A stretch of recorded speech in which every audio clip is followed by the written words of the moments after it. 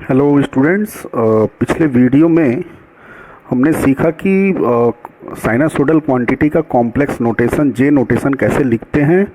और उस जे नोटेशन की मदद से मीन्स फेजर अलजेब्रा की मदद से स्टूडेंट्स हमने साइनसोइडल क्वांटिटी के ऑपरेशन सीखा हम लोगों ने। स्टूडेंट्स, इस वीडियो में मैं आपको सिखाऊंगा कि इम्पीडेंस का जे नोटेशन हम कैसे लिखते हैं। मीन्स जितने भी अब तक आपने इम्पीडेंस पढ़े उनके जे नोटेशन कॉम्प्लेक्स नोटेशन को कैसे लिखना है। और स्टूडेंट्स, दुनिया का कोई भी एसी सर्किट दिया हो उसका आप इम्पीडेंस कैसे कैलकुलेट करोगे। स्टूडेंट्स, अब तक आपने सिर्फ इम्पीडेंस कैलकुलेट किया सीरीज सर्किट का और पैरेलल सर्किट का। तो मैं सीरीज पैरेलल सर्किट का इम्पीडेंस तो सिखाऊंगा using phasor algebra, but students mix circuit का भी हमें मीन्स आप यूँ समझ लीजिए कि दुनिया का कोई भी सर्किट हो, चाहे वो सीरीज में हो, चाहे वो पैरेलल में हो, चाहे वो किसी भी कॉम्बिनेशन में हो, उसका हमें इम्पीडेंस कैलकुलेट करना है। तो आइए सीखते हैं स्टूडेंट्स। तो जो हमने बेसिक स्टार्ट किया था स्टूडेंट्स, मैंने बताया था आपको तीन तरह का एलिमेंट आर और एक एल और तीसरा था सी। ये तीन बेसिक एलिमेंट्स हमने पढ़े स्टूडेंट्स। और इन तीनों बेसिक एलिमेंट का जो इम्पीडेंस आया था, भाई अगर जेड की बात की जाए इम्पीडेंस, तो आर का इम्पीडेंस तो आर ही आया था। एल का इम्पीडेंस था स्टूडेंट्स एक्सएल, जिसको आप ओमेगा एल लिखते थे और ये रिएक्टेंस के नाम से जानते थे। और इसका आया था एक्ससी और ये आया था 1/ओमेगा सी। फिर आपने डिफरेंट इनके कॉम्बिनेशन किए थे। तो कॉम्बिनेशन अभी हम थोड़ी देर बाद करेंगे। पहले इसका हम जे नोटेशन सीखते हैं स्टूडेंट्स कि इन तीनों के इम्पीडेंस का जे नोटेशन क्या होगा। तो जे नोटेशन ऑफ जेड। तो स्टूडेंट्स, करना आपको कुछ नहीं है। जहाँ जहाँ ओमेगा दिया है तीनों के इम्पीडेंस में, जहाँ जहाँ स्टूडेंट्स ओमेगा दिया हुआ है, आपको ओमेगा के साथ जे लगा देना है। तो यहाँ पे देखिए, तो रेजिस्टेंस के इम्पीडेंस में सिर्फ और सिर्फ आर है, ओमेगा टर्म नहीं है, तो इसका जे नोटेशन तो आर ही हो जाएगा। यहाँ पे देखिए एल में ओमेगा एल आया है, तो ओमेगा आया है तो ओमेगा के साथ आपको जे लिख देना है। और एक्सी में देखिए यहाँ पे ओमेगा आया है, तो इसका जो इम्पीडेंस होगा वो 1/ओमेगा की जगह जे ओमेगा। मीन्स कॉन्सेप्ट ये हुआ स्टूडेंट्स कि जहाँ पे ओमेगा दिया है आपको ओमेगा को जे ओमेगा से रिप्लेस कर दोगे तो आप उस इम्पीडेंस का कॉम्प्लेक्स नोटेशन आप लिख लोगे या जे नोटेशन लिख लोगे। तो यहाँ पे जरा स्टूडेंट्स थोड़ा और इसको हम मॉडिफाइड करते हैं। यहाँ पे देखिए ये तो आ रही है, यहाँ पे देखिए जे ओमेगा एल है, तो क्या आप इसको जे एक्सएल लिख सकते हो? हाँ, क्योंकि अभी हमने बताया XL equal to omega L. C को देखिए तो जरा, तो सी को लिखने से पहले जरा यहाँ देखते हैं 1/जे को आप -जे लिख सकते हो। कैसे, इसको प्रूव करते हैं स्टूडेंट। जे 1/जे, जे बताया था मैंने, जे मीन्स होता है √-1। तो आप एक काम करो, जे और जे का ऊपर नीचे मल्टीप्लाई करो। तो ऊपर जब मल्टीप्लाई करोगे तो जे आ जाएगा और नीचे करोगे तो स्टूडेंट जे स्क्वायर आ जाएगा। अब जे स्क्वायर की वैल्यू कितनी होगी? -1, तो -1 और ऊपर है जे, तो ये स्टूडेंट हो जाएगा -जे। मीन्स 1/जे को आप -जे लिख सकते हो। बड़ा ही इंपॉर्टेंट ये स्टैंडर्ड रिजल्ट है, इसको आप याद ही कर लीजिए, 1/जे इक्वल टू -जे। तो यहाँ देखिए स्टूडेंट्स, ये है 1/जे, तो 1/जे को आप क्या लिख सकते हो? -जे और इंटू 1/ओमेगा-सी। तो ये स्टूडेंट्स हो गया -जे और 1/ओमेगा-सी स्टूडेंट्स हो गया एक्सी। तो बच्चों, आपको फाइनल जो याद करना है वो ऐसे याद करना है कि आर है तो आर का कॉम्प्लेक्स नोटेशन आर होगा। एल है तो अब तक आपने एल का एक्सएल पढ़ा, अब जे एक्सएल पढ़ोगे। और सी का आपने एक्सी पढ़ा, तो अब -जे एक्सी करना है। करना कुछ नहीं है आपको, एल का +जे एक्सएल और सी का -जे एक्सी करना है। तो ये स्टूडेंट्स आपको याद होना चाहिए। तीनों टाइप के एलिमेंट के इम्पीडेंस का जे नोटेशन मैंने आपको लिखना बता दिया। अब स्टूडेंट्स क्यों ऐसा करते हैं ये मैं डिस्कस नहीं करूँगा क्योंकि टाइम कम है। और हमें कंटेंट ज़्यादा डालना है, तो आप सीधे सीधे रिजल्ट पे फोकस कीजिए कि R का R, L का JXL और C का -JXC। इसमें आपको कंफ्यूज नहीं होना है, इसमें आपको गलती नहीं करना है, क्योंकि C में अक्सर स्टूडेंट्स गलती कर देते हैं, माइनस नहीं लगाते हैं। तो बस ये याद कर लीजिए, L में +J रहेगा और C में -J रहेगा, और XL XC तो ऑलरेडी होगा ही होगा। तो ये तो था स्टूडेंट्स तीनों बेसिक एलिमेंट का J नोटेशन। अब देखिए, ऐसा करने से आपको लाभ क्या हुआ? आपके मन में ये खलबली मच रही होगी, आपके मन में ये विचार प्रकट हो रहा होगा, सर ये जो J नोटेशन है, J नोटेशन करने से हमें फ़ायदा क्या हुआ? तो स्टूडेंट्स मैं आपको बताना चाहूँगा कि अगर आपने किसी भी सर्किट का J नोटेशन लिख दिया, दुनिया का कोई भी ऐसी सर्किट है स्टूडेंट्स, अगर आपने उसका J नोटेशन लिख दिया, तो वो सर्किट आपके लिए पूरा का पूरा, आप समझ लीजिए DC सर्किट की तरह आप उसको ट्रीट कर सकते हैं। मतलब DC सर्किट में जैसे आपको इक्विवेलेंट रेजिस्टेंस निकालना था, तो आप क्या करते थे? अगर सीरीज में होता था तो R1 + R2 करते थे, और पैरेलल में होता था तो R1 R2 divided by R1 + R2। तो वही सारा कॉन्सेप्ट यहाँ रहेगा। यहाँ पे क्या करते थे भाई? सीरीज में रहता था तो आप क्या करते थे? R और L सीरीज में था तो ऐसा थोड़े ना आप करते थे कि R + XL कर देते थे, नहीं, ऐसा नहीं करते थे आप। आपको एक प्रॉपर फार्मूला आपने निकाला था इसका कि √R² + XL²। जैसे RLC था तो आप ऐसा किए थे क्या कि RLC अगर सीरीज में है तो R1 + R2 + R3, ऐसा आपने नहीं किया था। आपने बाकायदा फार्मूला निकाला था Z के लिए। तो वहाँ लफड़ा क्या था स्टूडेंट्स? फेजर मेथड से, जो हमने फेजर डायग्राम मेथड से फार्मूले निकाले, फेजर डायग्राम बनाना पड़ रहा था। फिर जितने भी क्वांटिटीज़ थे उनको हम डिफरेंट एंगल पे रखते थे, फिर Z का फार्मूला निकालते थे। और स्टूडेंट्स पैरेलल सर्किट जैसे ही आया था सारे फार्मूले चेंज हो गए थे। तो मैंने आपको बताया था स्टूडेंट्स कि जितने भी सर्किट होंगे उन सबका Z का फार्मूला अलग अलग होगा। भाई सीरीज सर्किट का फार्मूला अलग, पैरेलल सर्किट का फार्मूला अलग, आपने देखा भी था पिछले वीडियोस में। तो आप कितना फार्मूला याद करोगे? जैसे आपको ये क्वेश्चन दे दिया, चलिए सीरीज पैरेलल का तो फार्मूला आपको रटा हुआ है, ये क्वेश्चन दे दिया, तो अब क्या करोगे? इसके लिए जाओगे आप अलग से फार्मूला बनाने? नहीं। तो इनफाइनाइट सर्किट, इनफाइनाइट Z के फार्मूले। तो उस प्रॉब्लम से बचने के लिए स्टूडेंट्स ये जो मेथड है फेजर अलजेब्रा, ये हम अपने कोर्स में लाए और लोगों ने इजाद किया इस फार्मूले को फेजर अलजेब्रा से, कि ताकि दुनिया का कोई भी सर्किट हो उसको हम ईजिली सॉल्व कर सकें, उसके इम्पीडेंस को, उसमें जो एलिमेंट्स लगे हैं उनके क्रॉस वोल्टेज, उसके थ्रू जो करंट फ्लो कर रहा है, पावर कंजम्पशन हो रहा है, इसको हम ईजिली कैलकुलेट कर सकें। तो लोगों ने फेजर अलजेब्रा का मेथड इजाद किया। तो स्टूडेंट DC सर्किट में आप क्या करते थे? भाई मैंने आपको जब DC सर्किट पढ़ाया तो सीधे सर्किट लिया और जो भी कॉन्सेप्ट थे सीरीज पैरेलल के, ओम्स लॉ था, KVL KCL था, वो तुरंत लगाना हम लोग शुरू कर दिए थे। करंट डिवीजन मेथड और वोल्टेज डिवीजन मेथड, तमाम मेथड थे वो सारे हमने सीधे सीधे लगाना शुरू कर दिया था। तो स्टूडेंट्स यहाँ भी वैसा ही कुछ करेंगे, बट शर्त ये है कि हमें सर्किट को कॉम्प्लेक्स नोटेशन में कन्वर्ट करना पड़ेगा। तो स्टूडेंट्स स्टार्ट करते हैं। अभी आपको मेरी बातों उतनी फील नहीं आई होगी, मेरी बातों का उतना असर नहीं होगा आप पे, लेकिन जैसे जैसे आप आगे बढ़ते जाओगे स्टूडेंट्स तो आपको खुद ही लग जाएगा कि यार ये फेजर अलजेब्रा ज़्यादा इंपॉर्टेंट है, ये ज़्यादा ईजी है हमारे फेजर मेथड से, फेजर डायग्राम मेथड से ज़्यादा ईजी है। तो स्टूडेंट्स स्टार्ट करते हैं। जैसे हमने एक क्वेश्चन लिया, जैसे मान लीजिए सीरीज RL सर्किट था। सीरीज RL सर्किट क्या था? उसमें भाई एक R था और एक इंडक्टर ऐसे लगा हुआ था। तो अब इसका Z का फार्मूला आपने निकाला था, ऐसा तो आपने किया नहीं था कि R + XL, भाई दो सीरीज में है तो Z1 + Z2 हो जाएगा, ऐसा नहीं किया था। आपने बाकायदा डायग्राम बनाया था, फार्मूला निकाला था। तो स्टूडेंट्स उस झंझट से बचने के लिए, डायग्राम बना के फार्मूला निकालने वाले तरीके से बचने के लिए स्टूडेंट्स आप देखिए, आप बिल्कुल वही कॉन्सेप्ट लगाएंगे कि भाई दो अगर इम्पीडेंस सीरीज में है तो उनका जो इक्विवेलेंट होगा वो Z1 प्लस Z2 होगा। बिल्कुल सही बात है, जैसे डीसी सर्किट में R1 प्लस R2 हुआ करता था वैसे यहाँ भी होगा वही चीज़। बट शर्त ये है कि हमें अपने पूरे सर्किट का कॉम्प्लेक्स नोटेशन लिखना पड़ेगा स्टूडेंट्स। तो आप इस सीरीज सर्किट का कॉम्प्लेक्स नोटेशन लिखिए।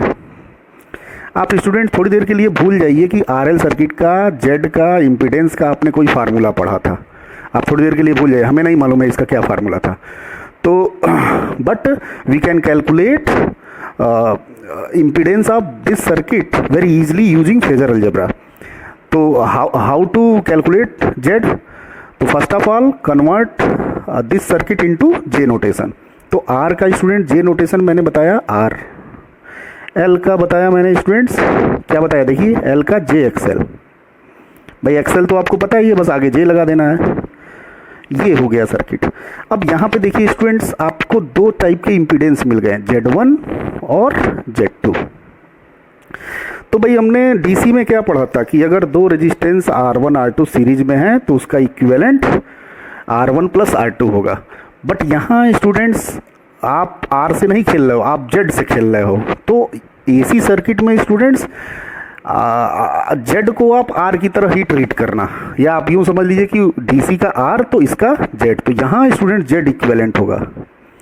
जेड इक्विवेलेंट क्या होगा? Z1 plus Z2। तो Z1 की वैल्यू देखिए स्टूडेंट्स कितनी है R, और Z2 की वैल्यू कितनी है जे एक्सएल। तो ये स्टूडेंट्स से इम्पीडेंस का फार्मूला आ गया, सॉरी इम्पीडेंस की वैल्यू आ गई। अब आप कहोगे सर कहाँ, हमने तो पहले कुछ और पढ़ा था, ये तो आपने कुछ और निकाला। तो ये आपने जेड इक्विवेलेंट निकाला आर प्लस जे एक्सएल, तो आप इसका मैग्नीट्यूड ले लो ना भाई। अगर आपको जेड का मैग्नीट्यूड निकालना, इम्पीडेंस की वैल्यू निकालनी है तो आप इसका मैग्नीट्यूड ले लो। तो ये जो एक कॉम्प्लेक्स नंबर आपके सामने आ गया आर प्लस जे एक्सएल, इसका बताइए मैग्नीट्यूड क्या होगा? तो आपको याद होगा रियल पार्ट का स्क्वायर प्लस इमेजिनरी पार्ट का स्क्वायर। तो ये देखिए वही पुराना फार्मूला आपको मिल गया। तो आई होप दैट स्टूडेंट्स की आपको ये समझ में आया होगा। और यहाँ पे देखिए मैंने कोई फेजर डायग्राम वायग्राम ड्रॉ नहीं किया और डायरेक्ट हमने फार्मूला को निकाल लिया स्टूडेंट्स। सपोज आपको कोई पैरेलल सर्किट दिया हो, नया पेज उठाते हैं, ये वाला पेज नंबर लिखते हैं 1। सपोज स्टूडेंट्स आपको कोई पैरेलल सर्किट दिया हो, इस बार वैल्यू लेके हम करते हैं। ये वैल्यू दिया है 3 ओम और ये दिया है 5 ओम या 4 ओम ले लीजिए, कैलकुलेशन इजी हो जाएगा। ये दिया है स्टूडेंट्स। तो भाई यहाँ आपने आरएल सर्किट का फार्मूला बनाया था, रेफरेंस लिया था वोल्टेज को, फिर पता नहीं क्या क्या किया था, आप देख लीजिएगा पिछले वीडियो में। बट हम थोड़ी देर के लिए भूल जाएंगे कि हमें कोई फार्मूला याद भी है, या हो सकता है किसी को याद भी हो तो इस टाइम भूल गया हो।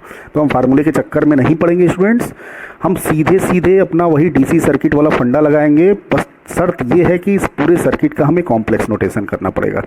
तो स्टूडेंट्स बताइए आर का कॉम्प्लेक्स नोटेशन तो आर ही होगा, 3 का 3 होगा। यहाँ देखिए ये ओम है, एक्सएल डायरेक्ट आपको दिया हुआ है स्टूडेंट्स।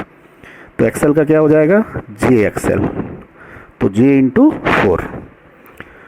तो चलिए बताइए, तो ये देखिए ये है स्टूडेंट्स आपके लिए Z1 और ये है आपके लिए Z2। तो बताइए जेड इक्विवेलेंट की वैल्यू क्या होगी? Z1 Z2 divided by Z1 plus Z2। तो रखिए value 3 into J4 divided by 3 plus J4। अब इसको कैसे कैलकुलेट करोगे? तो मैंने इस तरह का कैलकुलेशन आपको कैलकुलेटर से करना सिखाया है। तो आप कैलकुलेटर में वैल्यू प्रेस कीजिएगा। भाई ऐसा मैंने सिखाया ना कि सपोज ये आपका एक मैथमेटिकल कैलकुलेशन है और वो आपको मैनुअली नहीं करना है, आप कैलकुलेटर से कर सकते हो इजीली। तो स्टूडेंट्स आप कैलकुलेटर में ये सारी वैल्यूज़ पुट कीजिएगा, बट कैलकुलेटर को कॉम्प्लेक्स मोड में कर लीजिएगा। 3 ब्रैकेट में और फिर ब्रैकेट में J4 और फिर डिवाइडेड बाई 3 प्लस J4। यहाँ डायरेक्ट आपकी वैल्यू आ जाएगी। अभी मेरे पास कैलकुलेटर नहीं है, वरना मैं करके दिखाता आपको। चलिए मैं दिखाई देता हूँ कैसे करना है आपको। तो यहाँ देखिए स्टूडेंट्स, मैंने कैलकुलेटर से इस वैल्यू को फाइंड आउट करूँगा। तो कैलकुलेटर को सबसे पहले ऑन किया और कैलकुलेटर का मोड चेंज किया कॉम्प्लेक्स में। अब ये वैल्यू एंटर कीजिए आप कैलकुलेटर में। तो 3 मल्टीप्लाइड बाई ब्रैकेट में 4i ब्रैकेट क्लोज, याद है ना आपको मैंने बताया था ब्रैकेट में हमेशा कॉम्प्लेक्स नंबर को लिखेंगे, divided by 3 + 4i, 3 + 4i bracket close. और ये देखिए इक्वल टू हमने प्रेस किया, ये वैल्यू आई 1.92 और दूसरी वैल्यू के लिए प्लस जे 1.44। और अगर आपकी रिक्वायरमेंट है कि आप इसको पोलर में निकालो तो आप इसको पोलर में चेंज कर दो, वो करना मैंने आपको सिखाया है। एंगल आ गया 0.64 और स्टूडेंट्स मैंने इसको रेडियन में रख रखा है कैलकुलेटर को, तो ये वैल्यू रेडियन में दिया हुआ है। एक बार मैं इसको डिग्री में निकाल के दिखा देता हूँ आपको। 3 × दिख रहा है ना आपको, ब्रैकेट में 4i bracket close divided by bracket के अंदर 3 + 4i ब्रैकेट क्लोज।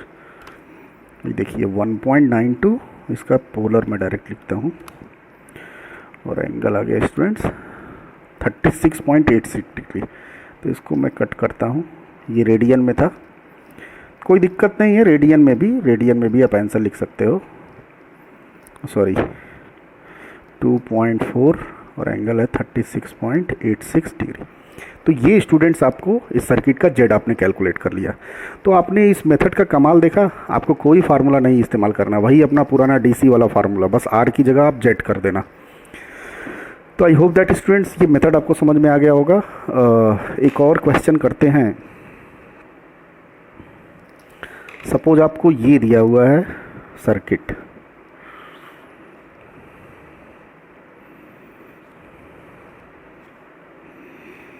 ये दिया है 2 ओम, उसको 3 कर लो आप, इस ये 4 ओम और इसको आप कर लो 8 ओम कर लो। तो अब क्वेश्चन ये है, find impedance of the circuit. अच्छा यहाँ पे मैंने कंप्लीट नहीं किया स्टूडेंट, जेड इक्विवेलेंट की वैल्यू ये पूरी आ गई, तो हमें सिर्फ क्या लिखना है, हमें तो सिर्फ मैग्नीट्यूड से मतलब है। हालांकि इस एंगल का भी सिग्निफिकेंस है स्टूडेंट्स, ये मैं अभी थोड़ी देर बाद डिस्कस करूंगा। तो सपोज आपको सिर्फ जेड के मैग्नीट्यूड से मतलब है, तो जेड का मैग्नीट्यूड देखिए स्टूडेंट्स कितना आया 2.4, तो इसका इम्पीडेंस कितना हो जाएगा 2.4 ओम। आइए इस क्वेश्चन पे तो करते हैं स्टूडेंट्स। तो यहाँ पे देखिए इसका हमें कोई फार्मूला नहीं पता है, बट हम सारा कॉन्सेप्ट अपना डीसी वाला अप्लाई कर सकते हैं। इसमें शर्त ये है कि कॉम्प्लेक्स नोटेशन पहले सर्किट का लिखना पड़ेगा। तो स्टूडेंट्स आर का कॉम्प्लेक्स नोटेशन तो आर ही हो जाएगा, इसका J4 और ये देखिए कैपेसिटर आ गया, कैपेसिटर का बताइए -J8। तो अब देखिए आपके सामने ये है Z1, ये है Z2 और ये है Z3। तो स्टूडेंट्स बताइए क्या होगा, जेड इक्विवेलेंट ये दोनों सीरीज में, Z1 और Z2 सीरीज में है और उसके पैरेलल में है स्टूडेंट Z3। तो ये क्या हो जाएगा Z1 + Z2 multiplied by Z3 divided by Z1 + Z2 + Z3। Value रखिए, Z1 की वैल्यू 3, Z2 की value J4 multiplied by -J8 divided by 3 + J4 और Z3 है -J8। अब ये कैलकुलेटर में आप कैलकुलेट कर लीजिए, थोड़ा बहुत मैनुअल भी कर लीजिए इसको। 3 + J4 -J8, ये देखिए आप इजीली कर सकते हैं, 3 - J4 कर लीजिए स्टूडेंट्स। अब इसको कैलकुलेटर में आप प्रेस कीजिए। तो मैं प्रेस करके सारे कॉम्प्लेक्स नंबर को ध्यान दीजिएगा, ब्रैकेट में लिखना है आपको 3 + 4i ब्रैकेट क्लोज, फिर दूसरे ब्रैकेट में -8i bracket close divided by 3 - J4, तो 3 - 4i ब्रैकेट क्लोज। ये देखिए ये तो आया स्टूडेंट रेक्टेंगुलर फॉर्म, डायरेक्ट मैं पोलर लिखता हूँ 8 और एंगल स्टूडेंट्स आ गया 16.26 डिग्री। तो इसका हमें सिर्फ मैग्नीट्यूड से मतलब है, तो आंसर इज 8 ओम। तो देखा आपने, इस सर्किट का इम्पीडेंस आपने कैलकुलेट कर लिया स्टूडेंट्स, बिना किसी फार्मूले के, बिना किसी मेहनत के। मेहनत तो लगा है थोड़ा सा, but as compare to phasor method, as compare to formula method, जहाँ पे बहुत ज़्यादा एफर्ट आपको नहीं लगाना पड़ा है। तो आई होप दैट स्टूडेंट्स ये कॉन्सेप्ट आपको समझ में आया होगा। तो फेजर अलजेब्रा का महत्व तो समझ में आया होगा, क्यों मैं कह रहा था कि ये सीखना आपके लिए बहुत ज़रूरी है। आपको पिछला नहीं आता है, कोई नहीं, don't worry about that, but ये आपको आना चाहिए फेजर अलजेब्रा स्टूडेंट्स। तो मैं ये उम्मीद करता हूँ कि आप दुनिया के किसी भी सर्किट का इम्पीडेंस आप कैलकुलेट कर सकते हो। तो स्टूडेंट्स देखिए, ये तो था कैलकुलेशन ऑफ इम्पीडेंस, और भी चीज़ों को हमें निकालना पड़ेगा। भाई आपको कोई भी सर्किट दिया है, उस सर्किट में आपको पूरे सर्किट का इम्पीडेंस पूछ सकता है, तो वो तो आपको निकालने आता है। पर्टिकुलर ब्रांच में करंट, वोल्टेज, पावर कंजम्पशन या रिएक्टिव पावर, अपरेंट पावर, कुछ भी डेटा आपसे पूछ सकता है स्टूडेंट्स। तो पूरा डीसी वाला ही कॉन्सेप्ट होगा, सारा कॉन्सेप्ट डीसी वाला, बट शर्त ये है स्टूडेंट्स कि सर्किट किस में होना चाहिए, कॉम्प्लेक्स नोटेशन में, और कॉम्प्लेक्स नोटेशन में आपको करना आ गया है। तो नेक्स्ट वीडियो में हम वोल्टेज, करंट और पावर पे बात करेंगे स्टूडेंट्स। तो आई होप दैट ये इतना आपको समझ में आया होगा। बाकी आप क्या कीजिएगा, आपके बुक में बहुत सारे इम्पीडेंस इस तरह के सर्किट बनाए हुए हैं, या पिछला जितना भी आपने क्वेश्चन किया इम्पीडेंस कैलकुलेशन का, आप इस मेथड से करके एक बार चेक कर लीजिएगा कि आंसर सही आ रहा है कि नहीं। तो बहुत बहुत धन्यवाद आपका, थैंक यू वेरी मच।